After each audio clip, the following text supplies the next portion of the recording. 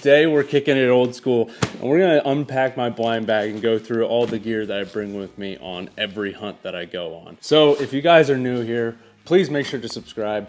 This channel is all about hunting and waterfowl hunting, so if you guys like those things, make sure to subscribe so you get an update whenever I post a video.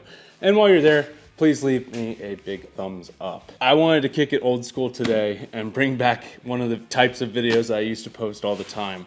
And so this right here is the Rogers expandable blind bag. And so I just started using this season, and I've got a lot of really good things to say about it.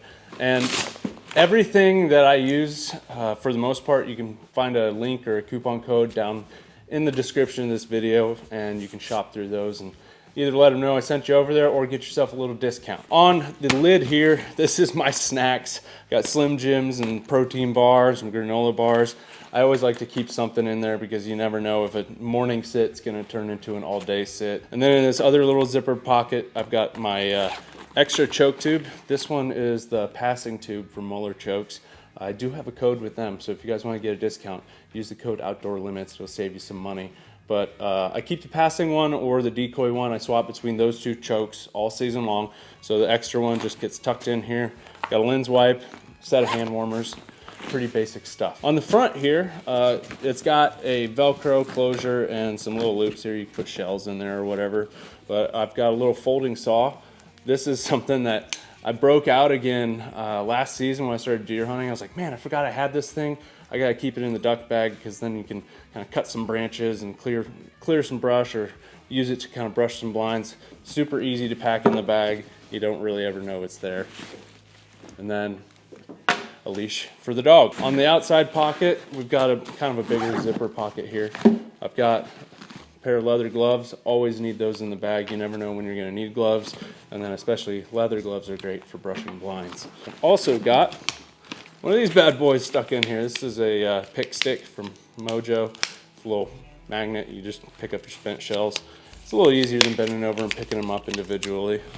And then the last thing I've got in here is just some zip ties. Super handy. You never know when you're going to need them. If you need a quick fix on a blind or you're brushing blinds and you need to kind of hold some brush together, there's all sorts of uses for them in the field. So if you guys aren't keeping like zip ties or something like that in your blind bag, it could be incredibly useful for you in the future. And then clipped on the outside, I've got my Fowler hide supply, big bird tote. So we got a bunch of loops to hang some ducks on.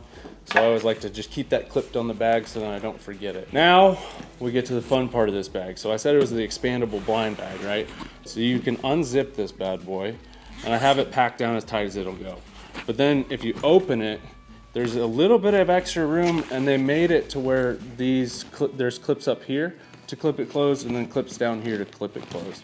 So you can expand it and get some more room in your bag if you need to. So that's great when I'm packing in camera gear and stuff like that. Decoy gloves, always, always, always with me.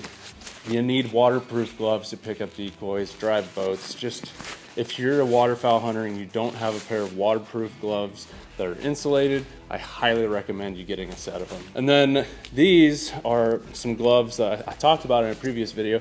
These are the merino fingerless gloves that I bought for fishing, but I wore them hunting one day, and I gotta say, these are fantastic. If you're not using merino, you're behind the times at this point.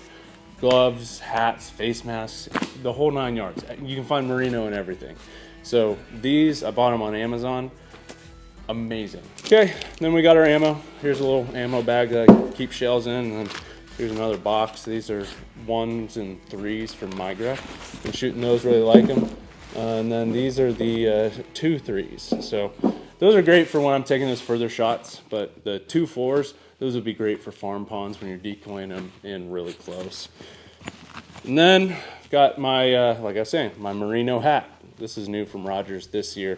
They came out with merino hats, neck gaiters, joggers, a whole bunch of new merino clothing, which we'll dive into in a different video. But keep a stocking cap in there. You never know when your head's going to get cold.